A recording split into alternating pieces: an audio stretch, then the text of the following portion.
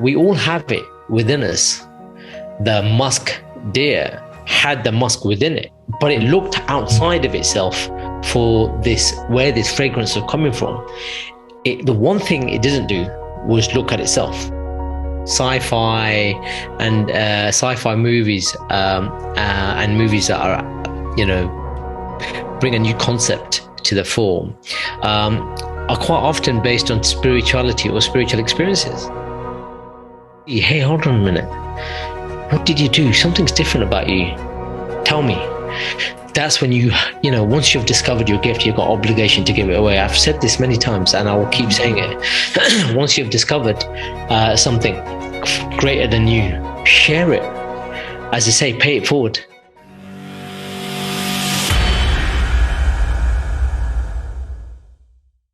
Welcome to another Martian Mind Power podcast. I'm Jatinder Palha, and with me I have Sifu Lakloy. Sifu Lakloy, how you doing? Very well, thank you. Very well. How are you? I'm good, thanks. And I can't wait to dig into today's topic that we'll be sharing from the art of thinking without thinking. Yeah. Yep. And I believe you wanted to do a special today. We are going to do a special today. So actually today, we're not going to do a flick through the book for a change, because I have a koan that I've written. In fact, it was inspired by one of my Guruji's teachings, and I'll go into that in more detail. And I wanted to share that today because I think it's very potent in today's day and age, and always has been, always will be. So are you ready for today's koan? Yeah, man. I think so. Let's go. So today's koan is human musk deer. Human musk deer. Yeah, human musk deer. Deer as in, the animal deer. Yeah. Human musk deer. And this one is not in the book, you said? This is not in the book. Oh, it's a special. A special edition.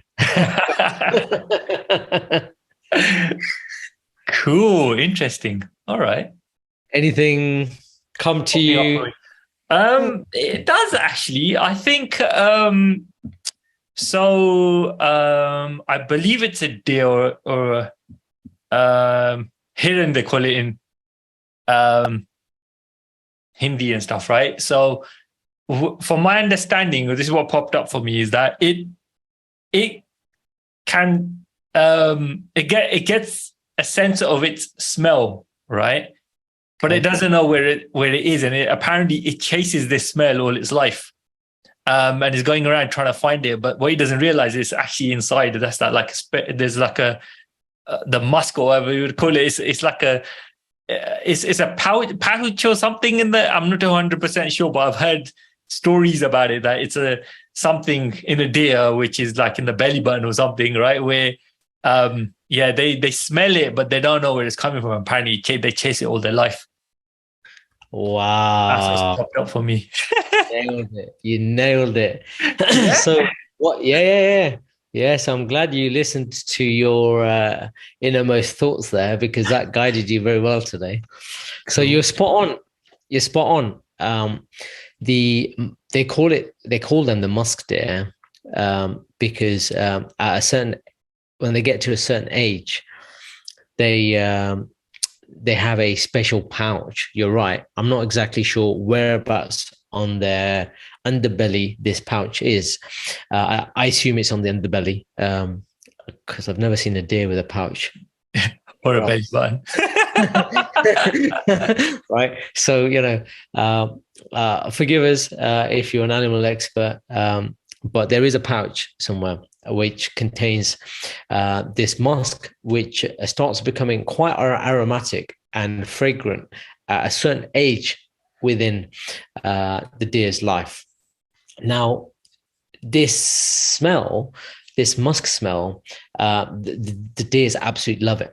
They absolutely love it. So they want to seek where that smell's coming from. So they look high and low, far and wide for this smell, but they can't find it. And it literally drives them nuts. It drives them absolutely crazy. You can almost say they end up with a mental health disorder to the point that they get so depressed and upset looking for this. These Musk deer end up jumping off cliffs. Wow. Yeah, they jump off cliffs. It basically commit suicide, and that's when local people come along and they'll extract the pouch and they'll extract the musk from that, and that musk is really really expensive and material. Anyway, um, in Sanskrit they call the musk kasturi, right? And this musk is really an analogy for your God consciousness. Okay, that we all have it within us. The musk deer had the musk within it, but it looked outside of itself for this, where this fragrance was coming from. The one thing it didn't do was look at itself. The one thing it didn't do is check, is it me? Is it coming from me? Am I this beautiful fragrance itself? Am I spreading this wonderful fragrance into the world, which I'm unaware of, in order to really see one's true identity, see one's true self? And it just drives the musk deer insane. So, the thing about self-realization is that we are the light. Our light is our musk pouch, so to speak. And it's always been within us. And this isn't something that only starts to glow brightly from a certain age. It's always been there. We're born with it, okay? As it is a musk deer. It just happens to be that the fragrance starts to seep out and spread out, and so that the musk deer can smell it at a certain age. But likewise, that pouch must have been in the musk deer all its life. And similarly, we've every single human being, every single sentient being has got this higher state of consciousness within them, this God consciousness, if you will. But a lot of us are not aware that we have this within us. So there's another like Chinese proverb story which kind of talks to the same thing, which basically says, that these gods are talking, and these gods are having a conversation, and there's a whole group of gods, sat around in a circle, and they're trying to figure out, we want to give the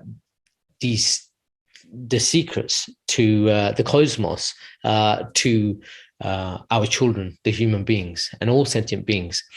But we want them to work to find it, because we want them to appreciate the power and the beauty and all that's good about God consciousness. Where do we put this?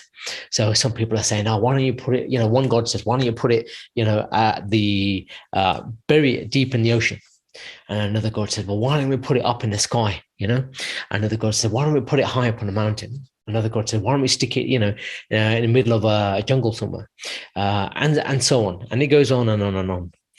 And then one God turns around and says, "I've got an idea. Why don't we put it inside them?" Okay. So that's, there's different analogies and different stories that talk to this. And, it really comes back down to the self, because it's within us all along.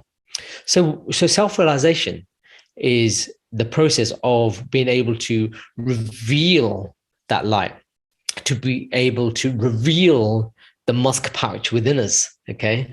And to see that actually we are the fragrance, right? And it's up to us to spread it out into the world, spread the beautiful aroma out into the world. So as I say, people can bask in your ambiance of that beautiful fragrance that you are. And we have to decide if we're going to do that, though. But if we don't, then we'll never find it and we'll never realize it. And people go through life through sense gratification, right? Finding this musk fragrance outside themselves. You look everywhere. You can look in, sexual partners, right? Try and get sexual sense gratification, right? You can look in, stimulants, right? Whether it's alcohol or drugs or whatever other vice you can find with smoking or whatever it is. You can look in experiences like becoming an adrenaline junkie. Maybe you like roller coasters or fast motorbikes or jumping out of airplanes with parachutes and stuff like that, so extreme sports, for instance. Okay. And look at it in engaging in other types of land-based sports, water-based sports, whatever kind of sports it might be, but and other hobbies and interests. But the thing is, a lot of human beings just go through life looking for this musk pouch outside themselves, but it's disguised in these superficial activities, which are taking you actually away from yourself. It's just satisfying your sense gratification or sensory organs. That's it. It's temporary, right? It might be, you get your fix through eating, right? You love food and you love going to different restaurants, so you become a foodie, and you love going to different types of restaurants, high end, low end, whatever it might be, and you get your sense gratification that way. But you're trying to find that musk pouch within the world of food and drink by satisfying your taste sensations and so on. So we have to be careful that we don't occupy ourselves outside of ourselves, because every experience, every sense gratification that happens is actually happening not outside of us, is actually happening inside of us. It's all the way in. And your physical body is translating the experiences that you're having through all your different sensory organs into neurological messages, which are then interpreted and translated into a way that your spirit understands it, your energy understands it. Okay. So you might eat chocolate and be like, oh yeah, that's chocolate. Okay, fine. Right. You might go in a fast car and you'll be like, oh yeah, I'm getting this adrenaline sensation. Right. But that experience is happening inside you, even though you're in a car that's moving. Right. So on. But everything's happening inside us. And it's this koan, human musk deer, is saying, actually, you can look outside all you like, but in the end, all of that is happening right here, right inside you, right? Therefore, right, the answers are right inside you. Therefore, that musk pouch is right inside you, right? So look within, because when you look within, you'll really reveal your true self. Absolutely, man. There's a quote that comes to mind from Gurbani, which basically says "Man tu jyot swaroop hai, apna mool pashan," right? Which basically is like a conversation to the mind, saying that you're the embodiment of the divine light. Yeah, recognize your roots. Yeah, recognize your origins. That you're the embodiment of the divine light, and that's within you. Right, the man is saying you, right, are the swaroop. Swaroop means like a version or inside of you kind of thing. If you're wearing it, it's like that's what you are. Yeah. So it's it's that thing about the light or whatever you're looking for is already within you. Yeah. And we spend lifetimes outside looking, traveling, and trying to seek it. It's almost similar to that book that was written. I think it was Acres of Diamonds. I think it was called. Where I think the story briefly is that this person goes out into the world and then comes back home again, and one day sees this shiny object underneath a tree in their garden, and they dig it up, and they got acres of diamonds basically. And the whole moral of the story was that you're going out there, but the diamond is already within you. Yeah. So again, that's just another story that's saying the same thing. It's pointing you or redirecting you back to yourself, back to your inner self. Now the question after that is, all right, so who is the self? Right. So if I was to ask you, what do you think the self is? So for me, it's a funny one. For me, it's like this, right? It's like, so if you're familiar with Star Trek, there's an organization in Star Trek called the Borg, right? And right, the Borg is like an individual. It's like a collective of individuals from different alien species and whatnot, right? But they've been brought into what you call like a collective, right? They're all connected, almost like a Wi-Fi signal. So if there's a Borg up north, it will know what's going on down south country. So it's like one kind of thing, right? But when you separate the Borg from its kind of understanding of what's going on, right, it gets confused, it gets lost, it doesn't know what it is. It tries to then find out what it's all about, right? And to me, it's a bit like that. But I know in Star Trek, the Borg is considered to be like a bad alien, but in the newer episodes, it becomes a good thing, right? So, but it's that kind of thing where it's like almost like our soul, which they say is source of unconditional love. It's come from this light kind of source, right? It's attached itself like almost like a drop being taken and then put inside this body or this pinjer or this thing we got, and it's severed that connection almost to the collective in a way, right? And therefore, in that space, we're trying to figure out what we're all about, even though like every culture and every society saying we're one, but how do you understand what the one is when you've been almost like separate from it in a way, or that connection's be severed, right? So then to reconnect with that then opens you back up to the collective or the conscious, bigger consciousness. And that's just like a local modern day analogy based on like sci-fi and what that's, I think that's how it seems to be, if that makes sense. in my in opinion, a fun way.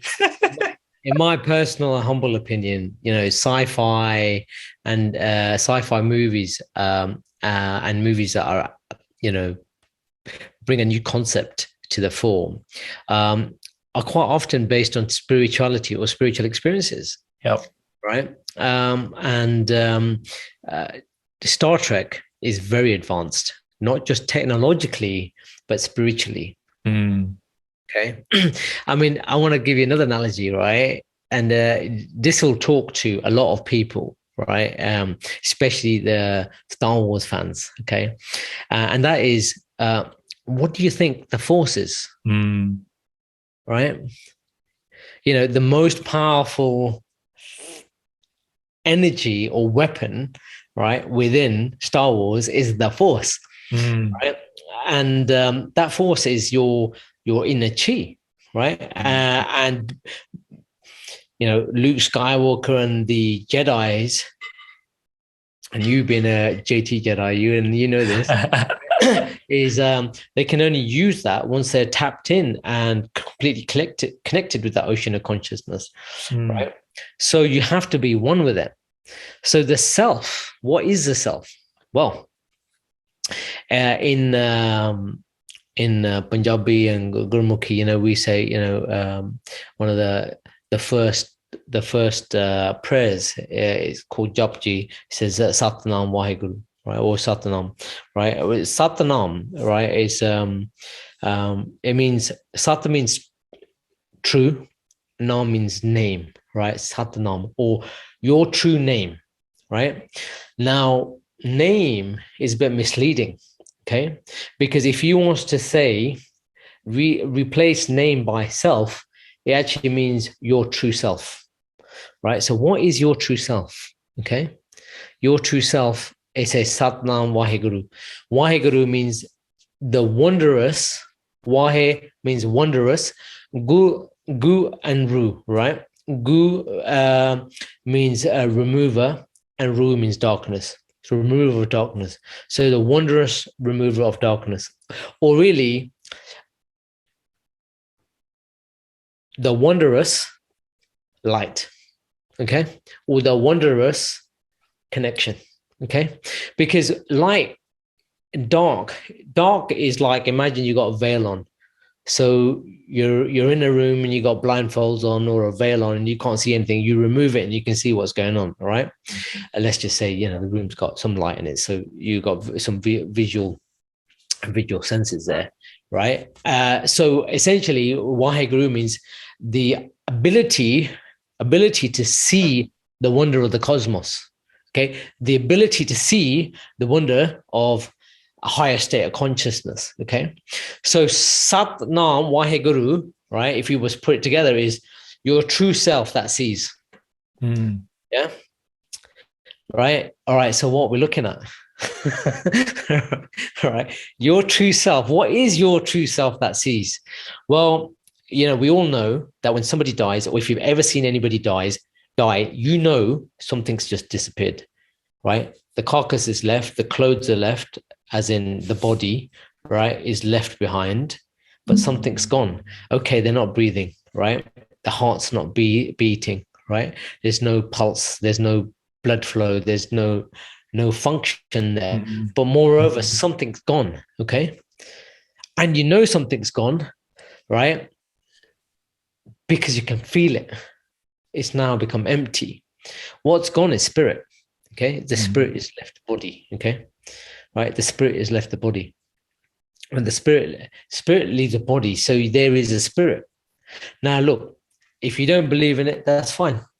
You don't have to believe there's a spirit. You don't have to believe there's an energy, right? That's entirely your choice. But from personal experience, I can tell you we have one, and our spirits are cast off a portion of this energy, this energy, all right, from our former selves. Our former selves, from which this energy is cast off, is part of something much bigger. Okay. Now, what's recognizing your true self and being able to see the wondrous is actually being able to recognize your spiritual essence. So, what is your spiritual essence?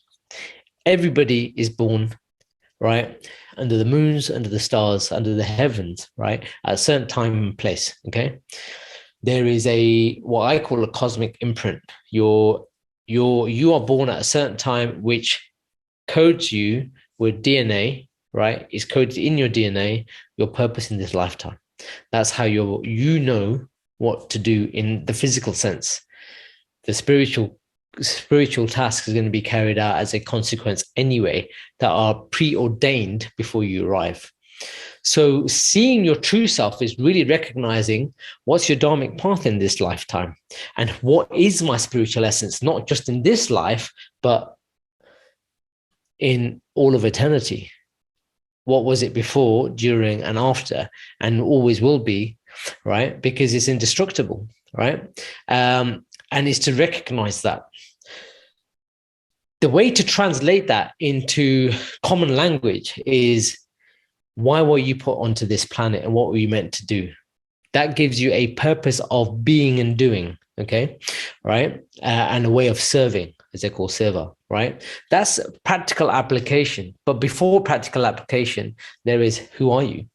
Right? Not just physically anymore, because that's the practical application. So who are you spiritually? And spiritually is that which is within you, within that Musk pouch, okay? And for you to recognize. So some people's spirit is here to spread joy and laughter, okay? And to lighten people's lives, to make them feel happy, okay? Robin Williams, for example, right? His purpose was to come into this planet, right? To make people laugh, right? But during that process, he wasn't happy, and he died, unfortunately, through depression and committing suicide, right? So you see the dichotomy on that one is a tough one to put that together, to see, well, look, How did that happen? But you can see those two sides. He was like the deer looking for the musk and just jumped off the edge of the cliff. The deer was able to spread. He was able to spread the laughter and the joy because he was an amazing comedian, and he was naturally funny, very high energy, right? But internally, he couldn't find that happiness for himself. Drove himself absolutely insane to the point that he committed suicide. There was issues that led up to that. You know, he had a lot of alimony payments and stuff like that, which contributed towards his depression. But again, you know, it does talk to the point that he couldn't find his musk pouch, right? So just an example, right? So that's one example. There's other examples. Some people come onto this world in order to be protectors. Okay, they're just here to hold space, right? Such as it might be your mother, for instance, right? She creates a safe environment for you, right? It's to nurture you, to keep you safe, to give you the space to learn, grow, and be able to go out into the world to do your thing, right? But that's her purpose. She's a protector, right? Right. Just giving you a couple of examples, but every single person's spiritual essence is different, right? Every single person's spiritual essence is individual, right? There's no two people that are the same, which is why competition, right, is a crime, because actually you don't get to see who you really are because you're competing with somebody else to try and be a generic thing, right? And a generic thing is not what we are. We are unique, powerful beings, right? And self-realization, saying, okay, let me realize my true self and be able to see the wonderment, okay? Not just in me, but in everyone, all right? And then I can live in this lifetime to by honoring my true, authentic, high self and living in my absolute sovereign power, right? Which is ordained to me in the spirit that I am. Does that make sense? Mm-hmm. Mm-hmm. Right. So that's what's it's an interesting one because it brings up questions like, you know, because I'm sure there's people who are listening who are then like, well, nah, how can I be preordained? I choose what I want to do. And these conversations happen. But the question that comes up is, okay, you're choosing, but that choice could be what you're actually tuning into, what you were coming here to do anyway, right? But you just don't see it yet, but you're still fulfilling your mission and your purpose. So it's an interesting one because it's like a disguise, isn't it? It's like it's hidden within yourself, and it's for you to unravel that. Hang on a minute, what's actually going on here? Yeah. So it's definitely interesting. And there's an interesting Upanishad, which is one of the ancient Sanskrit teachings, okay, that says, and knowledge is ignorance, right? Now, knowledge is ignorance. You think, well, actually, you know, how can knowledge be ignorance? Knowledge is about making you non-ignorant, right? It's about removing ignorance. But actually, if you are so bound with what you know, then there is no room to learn anything else. Mm-hmm. Okay? So if you believe that this is it, then you're going to miss all of the rest, right? Because you're caught up in this realm or this silo of knowledge, which you're proud of, right? And you live within that space, and that confines you. Okay, it can become your limitation, isn't it? It's a limitation, right? So instead of knowledge liberating you, knowledge is confining you, is imprisoning you in your own mind, in your own spirit, in your own body, okay, in your own emotions. So for those people that don't believe there's a spirit, don't believe there's a spiritual essence, I'm telling you, I don't believe. I've seen it. I experience it on a daily basis. Okay. Right. I've seen it. I live it. I experience it every single day. I can see it. I can feel other people's spiritual essences. right? So, and I'm one of many people that are in tune with themselves. And there are people that are way more in tune than I am. So I'm nothing compared to some of the spiritual masters out there, right? And I'm not calling myself a spiritual master by any means, right? I've got a long way to go, but I can do that for myself. So if I can do it, anyone can do it. Just got to put the effort in. You've got to actually have a will to be able to have that self-inquiry and tenacious curiosity about that. So that's what I'm like to share and ask you. Aren't you curious, right? Believe is a dirty word in my vocabulary, and I'll tell you why. Because it's something people say, right, about something they think may be true, but they don't know it to be true because they've had no experience of it. Okay? Experience and knowing is something where you've been and done it. Okay? There is no belief anymore, is a knowing. Okay? Knowing is you've been through it, you've experienced it, you are part of that. Okay? So in anything, if you really want to get to a point of deep level understanding, you've got to go through experience. To get an experience, you need to do the work. To do the work, you've got to have a tenacious curiosity and a childlike inquiry about that thing. Okay. And in order to do that, you've got to have some interest in it. If you're not interested, fine, don't do it. Don't do it. But remember, you're never going to find your musk pouch. Right? You're never going to find that fragrance. You're never going to live in your true authentic power. You're always going to be driven and swayed by whatever's happening outside of you because you live outside, not inside. And when you live inside, you can also appreciate and live outside as well for all of its glory, right? But the difference being you're actually now acting and moving from your center, from your core, okay? Not from things that are happening outside of you that might be swaying your decision-making process.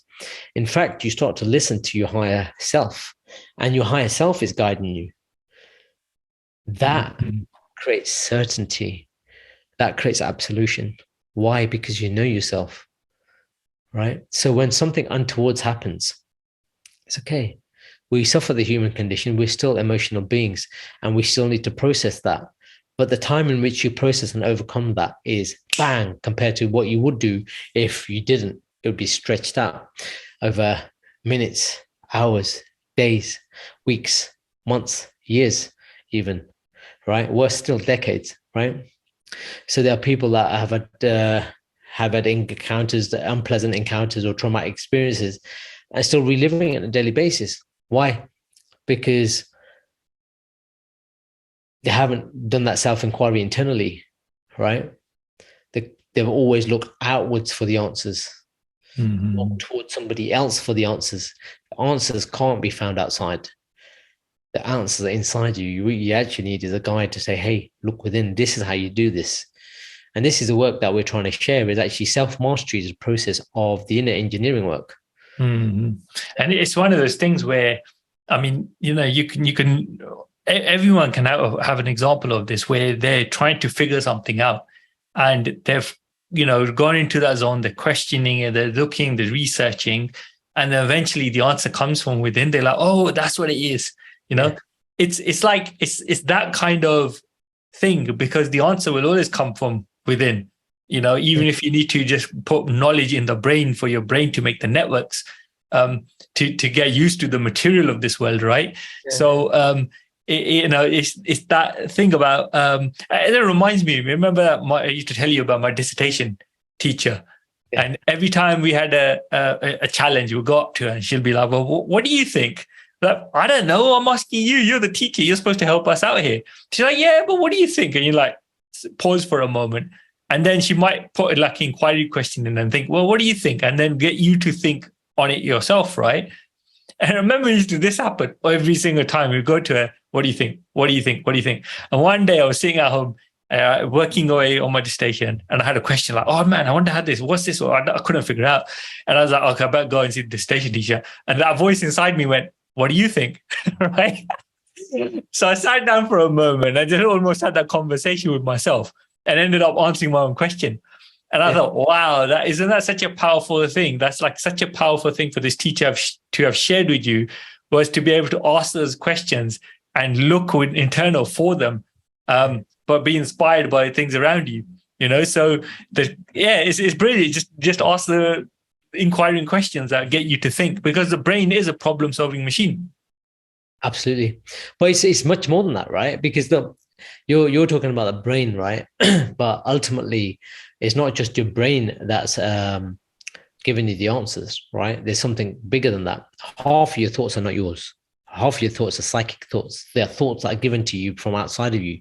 And quite often, we'll be sitting around and we have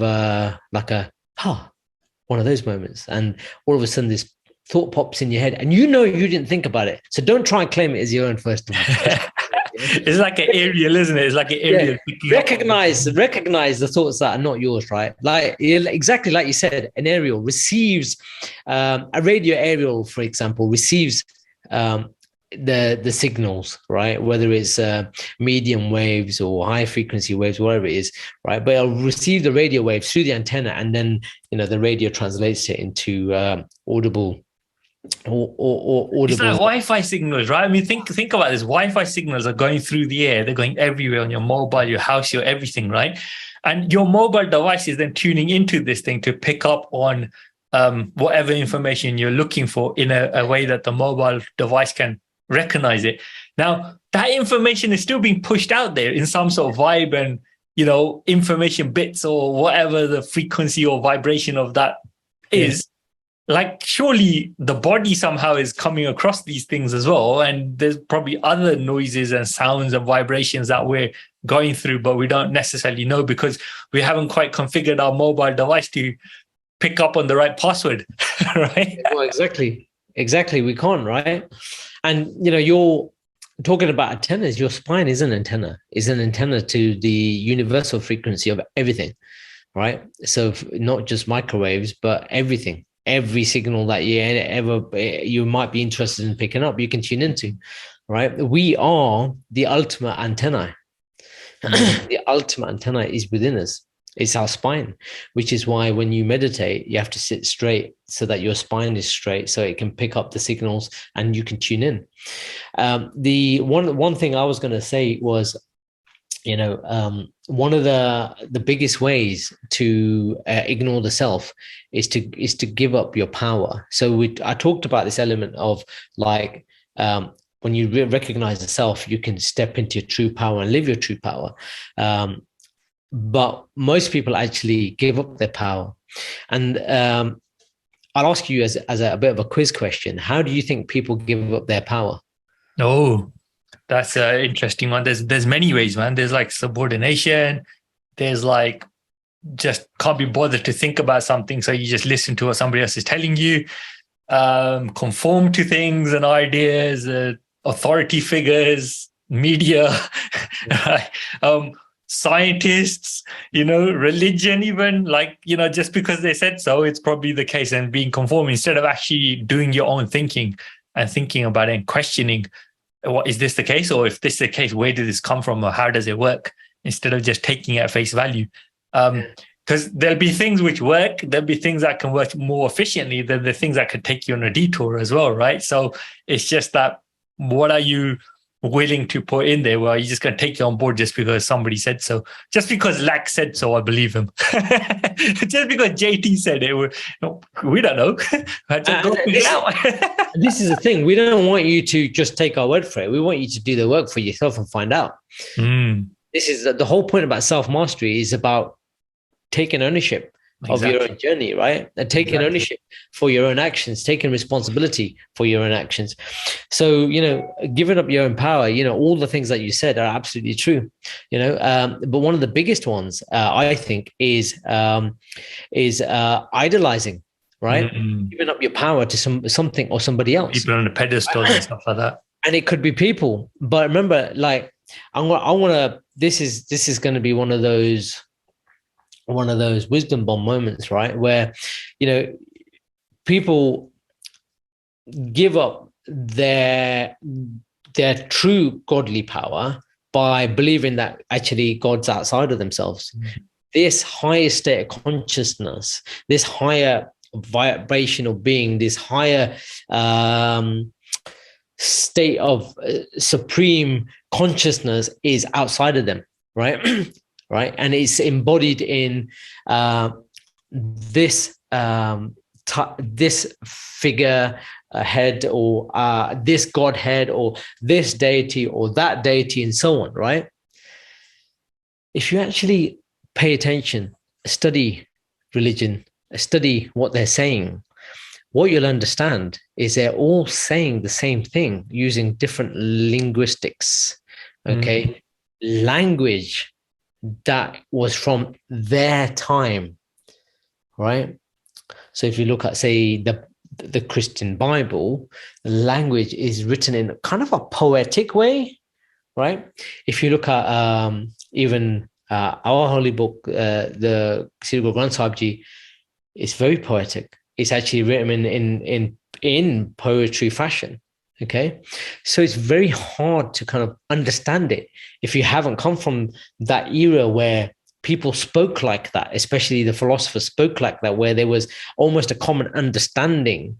Like if you imagine today's youngsters talk their own teenage slang, okay, let's say. Now, if hashtag, yeah, right, symbol, whatever. I've got two teenagers, right? So there's things that I don't understand, and I'm googling it, right? Or I ask them, and oh, Dad, you're so old, right? There is a language that's in the making right now that people that are living on this planet in the same region, in the same household, don't understand, right? Right? Because it evolves, okay?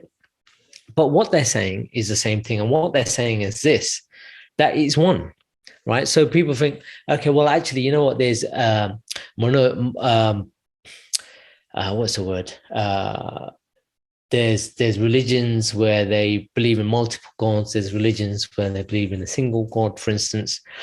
Well, one of the ones where they think, there's many gods people believe is Hinduism, right? But actually, if you look at the core of Hinduism, it's actually saying all of those are essences of the single, the monality, right? So the key point I'm trying to make is actually that is not outside of us. What all of them are trying to say is find it within you. Find it within you, because you are part of it and it is part of you. Therefore, you are one. Okay. One, if you say the word God, but actually, if I was to use another word or another collection of words, I would like to use the words, my choice would be one consciousness, one vibrational ocean of energy that we all are submerged in. We're all part of.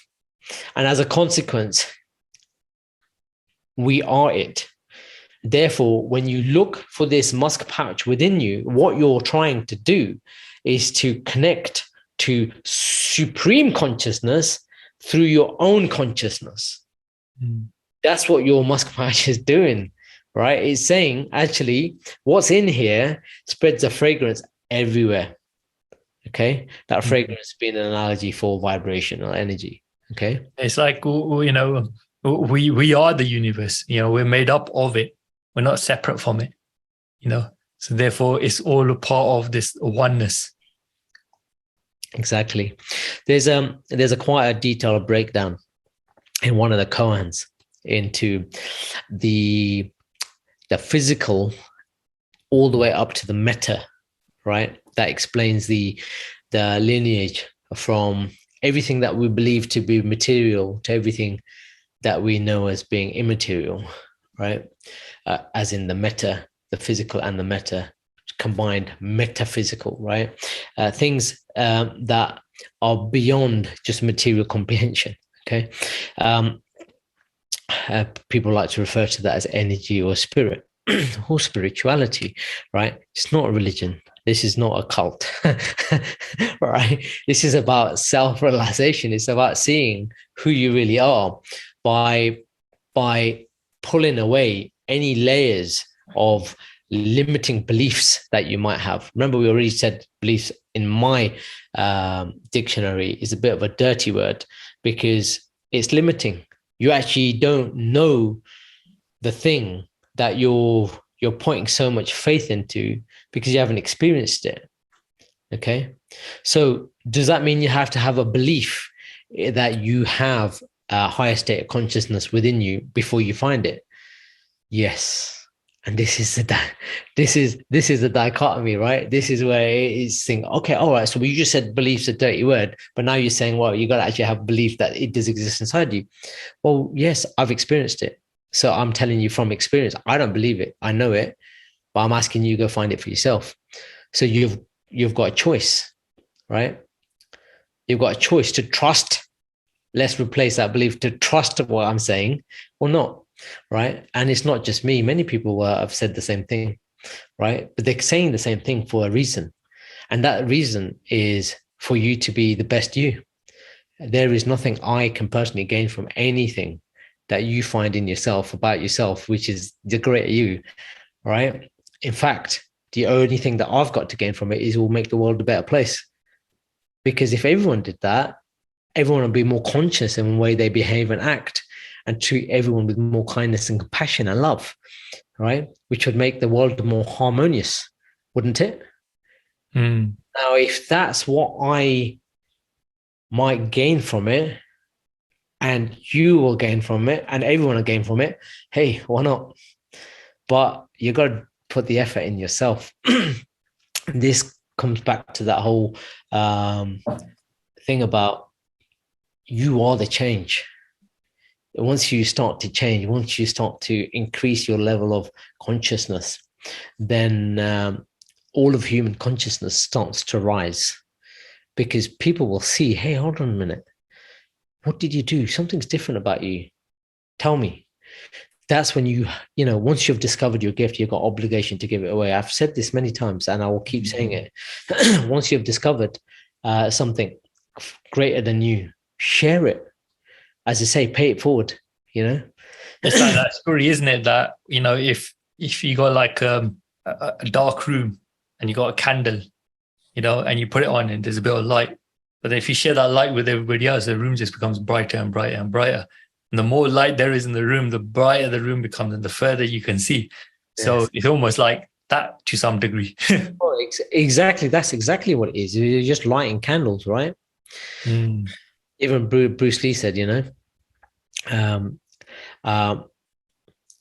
am my own fuel, as in, with the analogy of him being a candle. Yeah. I am the own fuel. I'm the own. And that's just such a powerful, empowering statement as well, isn't it? I want to Google the actual quote just to. He even said, he even had things like, having no limitation as limitation, which that expands your mind as well. So really, really interesting. So Bruce said, the medicine for my suffering I had within me from the very beginning. I did not take it. My ailment came from within myself. But I did not observe it until this moment. Now I see I will never find the light unless, like a candle, I am my own fuel. Okay. So I wanted to share that word for word because it's a very powerful statement. And if you are suffering, and we all suffer, that's one of our greatest obstacles and hurdles that we need to go through to learn what we need to learn in this life, is how to get through it. Yeah. And even Bruce recognized, like a candle, I am my own fuel for the light within. So reference also being to a light within, and that you carry the energy to keep that light shining bright. And if you are a candle and you are lit, as in you recognize your light, then you can light other people. right? So there's another koan on that as well. So we might pick that one day and go into that in more detail. But human musk deer, right? Human musk deer. So I have got a regional extract from my Guruji, Paramahansa Yoganandaji, right? Which there's a small extract from his Kriya Yoga teachings, which I'd like to share. Okay, and on our website, martialmindpower.com, on the blog site, there is a koan. There is a blog there actually titled "Human Musk Deer." So if you want to read it there, you can see that for yourself. And I'll just show you on my phone. There is a little image that I have put up there, which is a bottle of musk. Mm. Okay. So this Guruji writes, musk is a valuable, extremely aromatic substance contained in the sac beneath the abdominal skin of the male musk deer. So yeah, you were right. A habitant of the high peaks of the Himalayas. As the deer reaches a certain age, the penetrating door of the musk begins to waft from the sac. The deer becomes aroused by the exciting scent and frisks about, sniffing under trees and boulders, searching everywhere, sometimes for many weeks, to find the source of the persistent fragrance. Unable to locate the tantalizing perfume, he grows extremely restless, then angry. In their frenzy and in a last desperate effort to reach the source of the maddening essence, musk deer have been known to plunge from the high cliffs and fall to their death in the valley below. Hunters, finding the carcasses, tear out the treasured pouch of musk. An enlightened bard once said, "Oh, you foolish musk deer, you sought the fragrance everywhere but in your own body. That is why you did not find it. If only you had turned your seeking to yourself, you would have found the cherished musk and would have saved yourself from death on the rocks below the crags." Most people behave like the musk deer. They seek the ever-fragrant, elusive happiness everywhere outside themselves, in play, temptation, human love, and on the slippery paths of wealth and fame. And when finally they can find no real happiness, the source of which lies hidden within the secret recesses of their own, should they jump from the cliff of the high hope and are shattered on the rocks of delusionment. O foolish human musk deer, if only you would turn your mind inward in deep daily meditation, you would find the source of all true and lasting happiness in the innermost silence of your soul.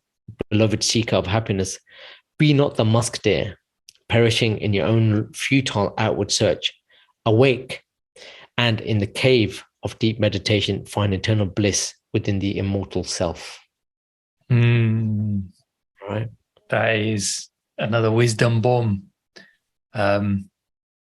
Great one to ponder on. So, yeah, thank you for sharing that, Sifu Lakloy.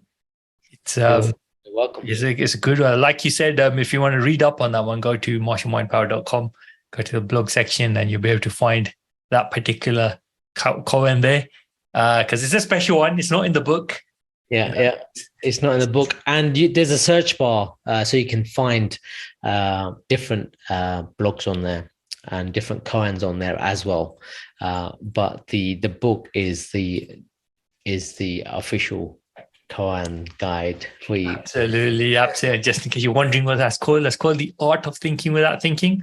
Available at Amazon, available on martialmindpower.com. Do check that out. And I think we're signing off now. Sifu Lakloy, unless you got anything else to say. Absolutely. Once again, I'd just say, please do that self-inquiry. Do look for your own human musk pouch, okay, within. Once you've found your fragrance, once you recognize where it is, and you've located it and you've revealed it, please spread your fragrance out into the world, and spread that, the sweetness of who you really are, your true core, your true essence, your true authentic high self, because that's the only way we're going to make this world a better place. And right now, with everything that's going on, we need more of this. So I share this with humility and utmost love. So I hope it's received in exactly the same manner. So fabulous. Thank you very much, Sifu. And there you go, folks. Until next time, signing out.